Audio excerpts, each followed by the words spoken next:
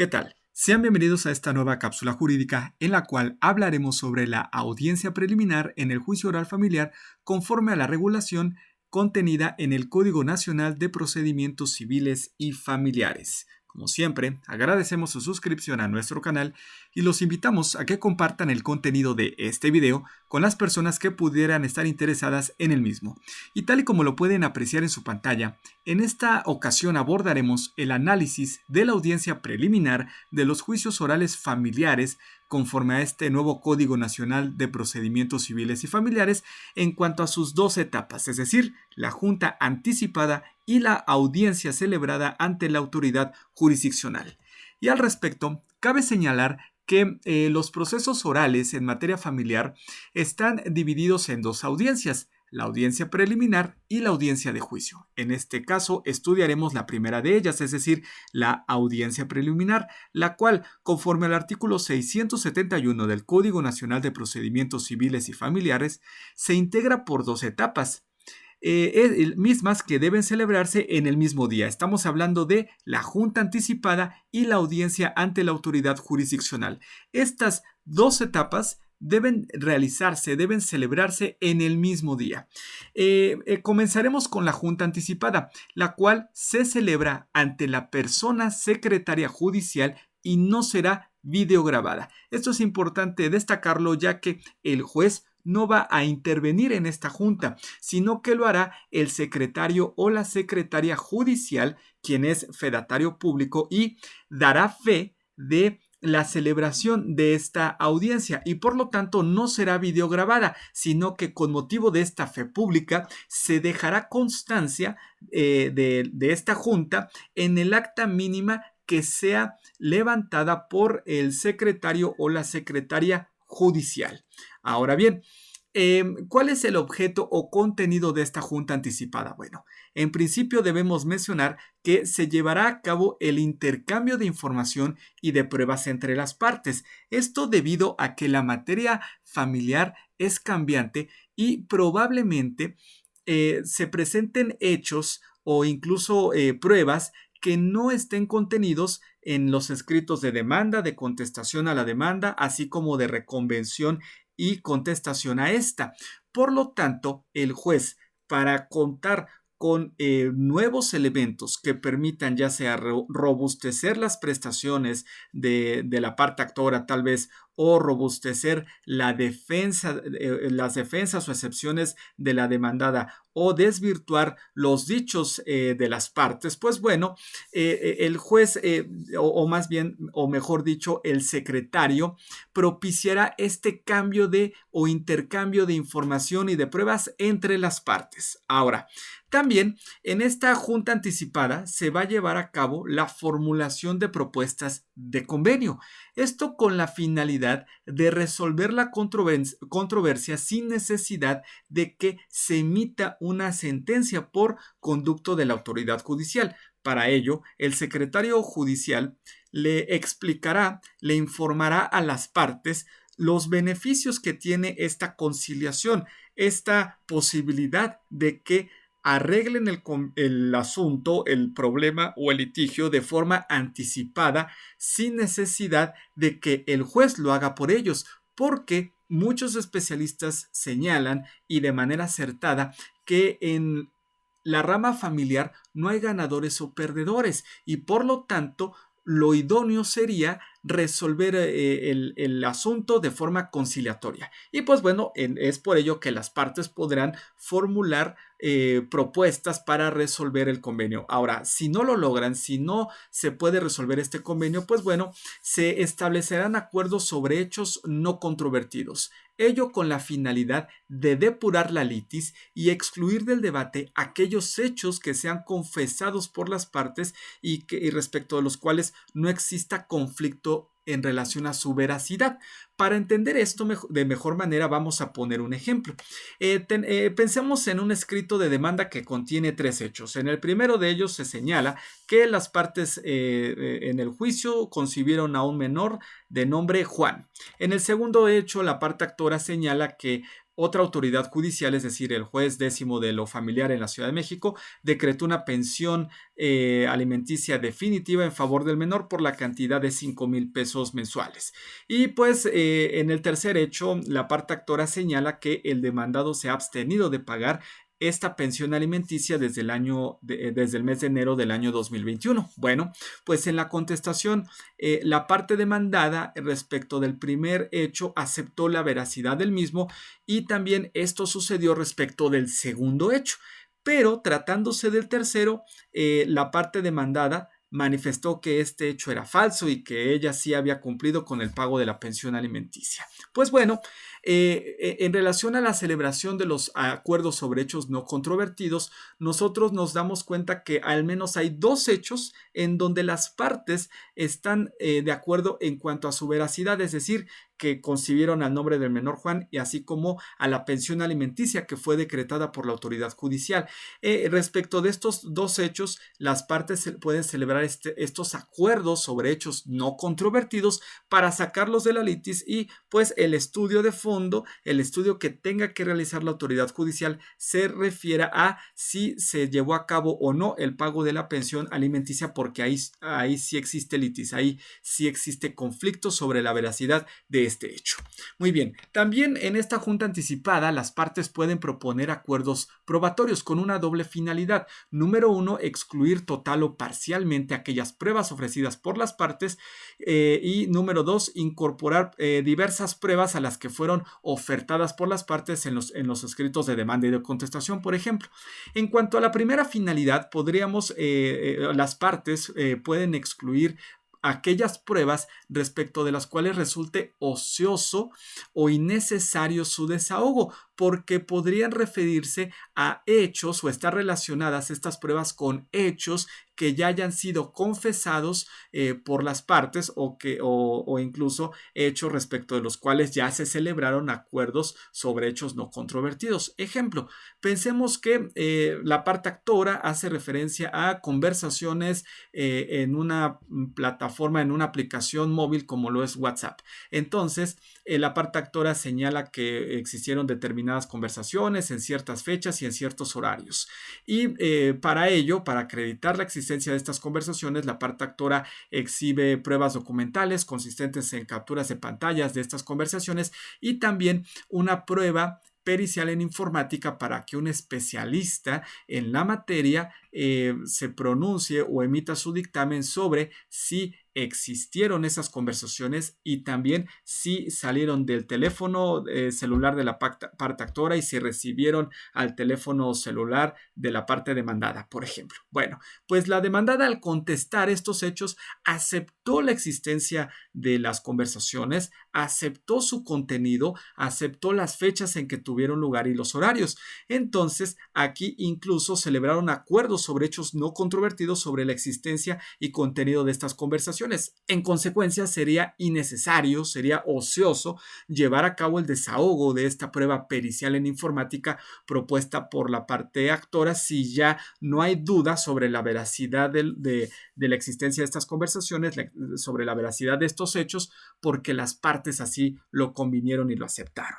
Y en cuanto a la incorporación de nuevas pruebas, pues bueno, hay que mencionar que decíamos la materia familiar es cambiante y pues bueno, podrían presentarse hechos nuevos y por supuesto pruebas nuevas que podrían ser incorporadas al proceso. Bueno, en este supuesto las partes podrían llegar a un acuerdo para incorporar estos nuevos elementos probatorios a pesar de que no fueron ofrecidos en los escritos de demanda, de contestación, de reconvención o contestación a la reconvención. Pero hay que tomar en cuenta lo siguiente: si en dado caso las partes no celebran estos acuerdos para incorporar nuevas pruebas, eso no significa que las partes no puedan ofrecerlas como pruebas supervenientes. Muy bien. Ahora, concluida la junta anticipada, que con esto quedaría cerrada, pues bueno, el secretario o la secretaria judicial dará cuenta al juez con el resultado de la misma, a efecto de que el juez esté enterado enterado, por ejemplo, o enterada, la jueza, de ser el caso, está enterado el titular del órgano judicial si llegaron a un convenio o bien si celebraron acuerdos sobre hechos no controvertidos o acuerdos probatorios, y también está enterado sobre ese intercambio de información que hayan hecho las partes en la junta anticipada. Y con ello se dará paso a la apertura de la audiencia celebrada ante la autoridad judicial, destacando que esta audiencia ya será videograbada, no como la junta anticipada que decíamos que no lo era. Esta audiencia celebrada ante la autoridad judicial ya será videograbada, y pues bueno, también en esta audiencia ya va a intervenir directamente el juez. Esta audiencia ante la autoridad judicial se divide en las siguientes etapas. Número 1. La autoridad judicial generará certeza y claridad sobre la enunciación de la litis. Es decir, se precisarán las prestaciones que fueron admitidas, así como las contestaciones respectivas del demandado, las prestaciones admitidas a la parte actora, y también, de ser el caso, si hubo reconvención y contestación a la reconvención, pues bueno, el juez precisará o enunciará la litis también relacionada con la reconvención. Esto para generar certeza jurídica sobre el litigio que va a ser resuelto por la autoridad judicial. También en esta audiencia preliminar ya celebrada ante el juez se llevará a cabo la depuración del procedimiento por conducto de la autoridad judicial. Es decir, el juez estudiará y resolverá aquellas excepciones procesales que hayan sido opuestas por el demandado, recordando que las excepciones procesales tienden a atacar el proceso sin resolver el fondo del asunto. Por ejemplo, excepción de cosa juzgada, en donde el demandado manifiesta que el asunto ya fue resuelto por otra autoridad en la cual emitió una sentencia definitiva, y que pues bueno, en ese juicio anterior las partes litigaron con el mismo carácter y se ventilaron las mismas prestaciones. Esta excepción de cosa juzgada no ataca el fondo del asunto, sino que lo que se busca es que se declare declare la terminación o sobreseimiento de este proceso, toda vez de que ya había sido resuelto por una autoridad judicial anterior. Entonces, el juez va a analizar esta excepción procesal, analizará sobre la procedencia o improcedencia de estas excepciones procesales, como decíamos, la de cosa juzgada, o también podría ser la litispendencia, ¿no? Y pues bueno, también, de ser el caso, el juez analizará las cuestiones relacionadas con la legitimación de las partes, con que comparecen las partes, sobre todo cuando alguna de ellas se encuentra representada por un tercero, de ser el caso.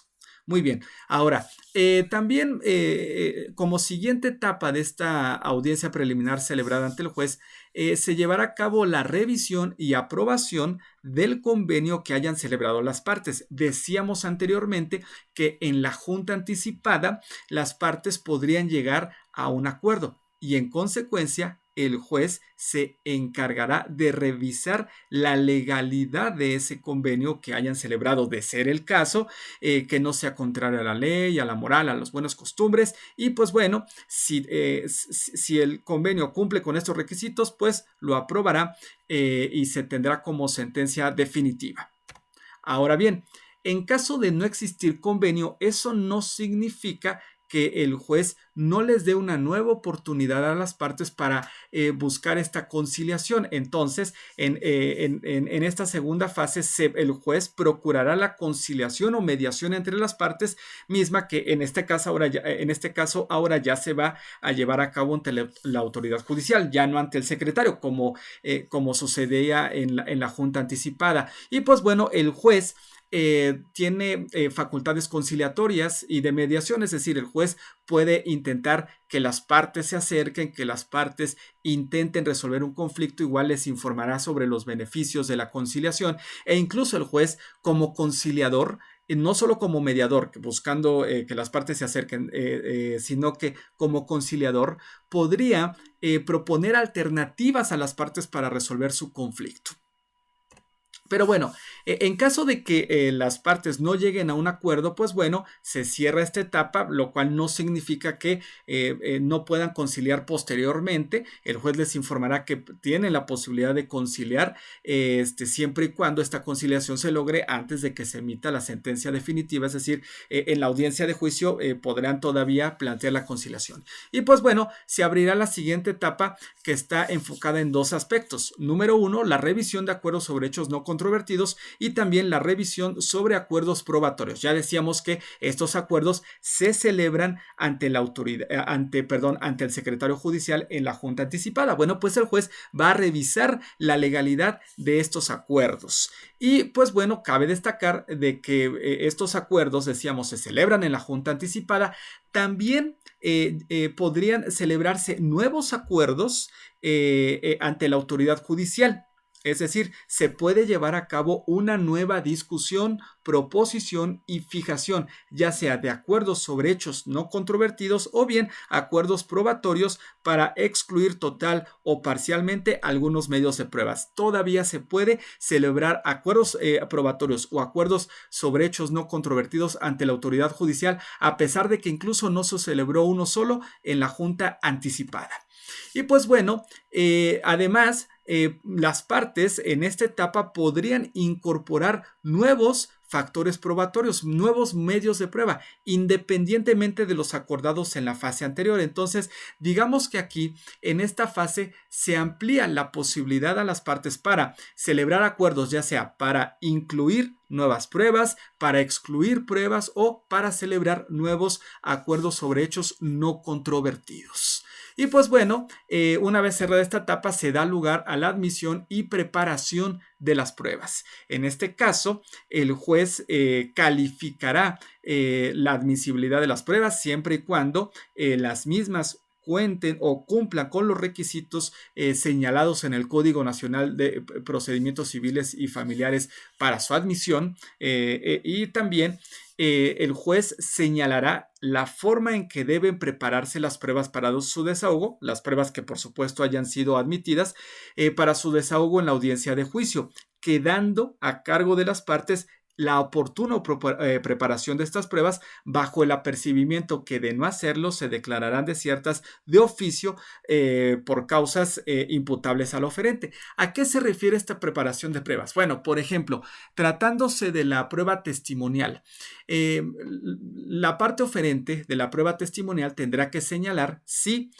presentará a sus testigos. Entonces, por ejemplo, si la parte actora ofrece la prueba testimonial a cargo de Juan y en su escrito de ofrecimiento señala su compromiso para presentar a su testigo, pues entonces ella debe preparar debidamente esa prueba y durante la audiencia de juicio presentar a su testigo. Es decir, el juez no va a citar personalmente a ese testigo. ¿Por qué? Porque la parte oferente se comprometió a ello.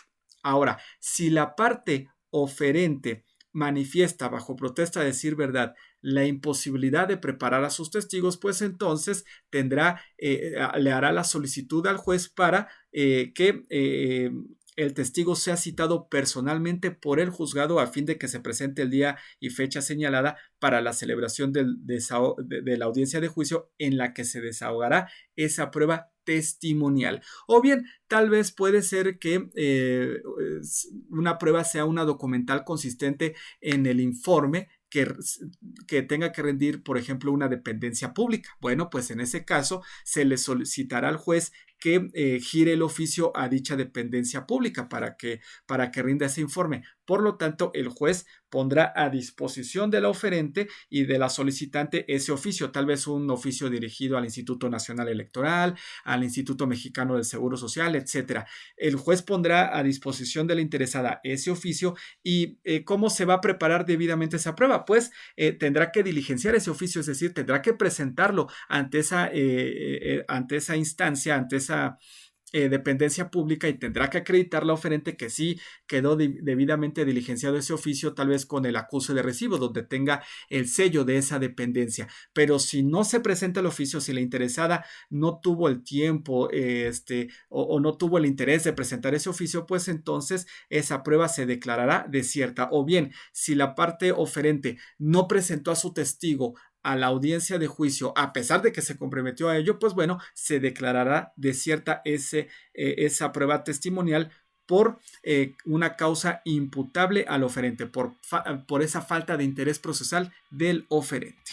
Y pues bueno, también hay que destacar que durante la etapa de admisión de pruebas, las partes podrán objetar las pruebas que le fueron admitidas a su contraria en cuanto a su alcance y valor probatorio. Por ejemplo, en esta parte o en esta etapa de la audiencia preliminar, la parte actora podrá objetar las pruebas documentales que le fueron admitidas a la parte demandada en cuanto a su alcance y valor probatorio, y pues bueno, podrá o tendrá, mejor dicho, que expresar los argumentos, de manera verbal por supuesto, los argumentos bajo los cuales sustenta esta objeción. Sería insuficiente que la parte actora simplemente se limite a decir que objeta en cuanto a su valor probatorio o alcance y valor probatorio las pruebas documentales ofrecidas por la demandada. ¿Por qué? ¿Por qué sería insuficiente? Porque no están dando las razones lógico-jurídicas por las cuales carecen de ese valor probatorio. Por lo tanto,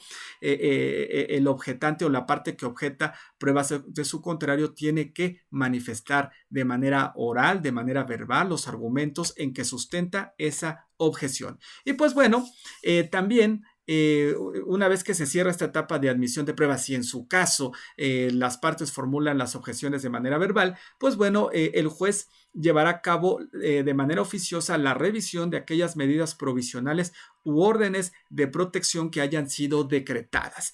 Al respecto, cabe señalar que el Código Nacional de Procedimientos Civiles y Familiares contempla estas medidas u órdenes de protección. Por ejemplo, en el artículo 569 de este código se contemplan algunas de las medidas provisionales que pueden ser decretadas por la autoridad judicial, como podría ser una pensión alimenticia provisional, una guardia y custodia provisional en favor de alguno de los padres, o bien un régimen de visitas y convivencias también provisional. Dice esta disposición que estas medidas no son limitativas, es decir, que solamente se enuncian en este artículo 569 cuáles podrían ser esas medidas, pero podrían ser otras a criterio del órgano judicial. Y en cuanto a órdenes de protección para las víctimas de violencia, pues bueno, estas se encuentran contempladas en el artículo 573 del propio Código Nacional de Procedimientos Civiles y Familiares.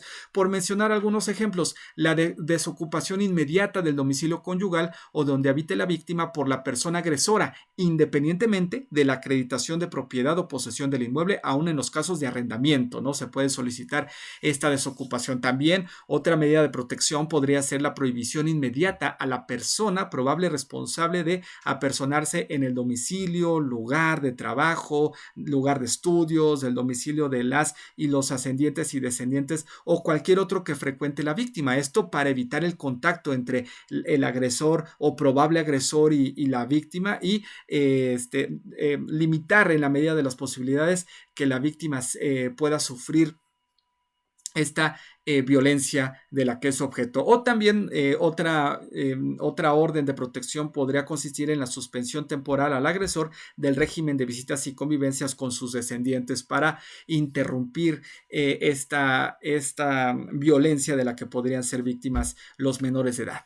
Y pues bueno, ya una vez que se lleva a cabo esta revisión de oficio por parte del juez, pues bueno, pasaríamos a la siguiente etapa, que es la citación para la audiencia de juicio, en la cual se va a señalar fecha y hora en la que se celebrará esta audiencia de juicio, en la cual tendrá lugar el desahogo de las pruebas. Y pues bueno, con esto concluimos el video de esta ocasión. Ustedes pueden apreciar en su pantalla la bibliografía que fue consultada para la creación de este video. Y pues bueno, una vez más, los invitamos a que se suscriban a nuestro canal y que también activen la campana de notificaciones para que estén enterados de nuestro nuevo contenido. Muchas gracias y hasta la próxima.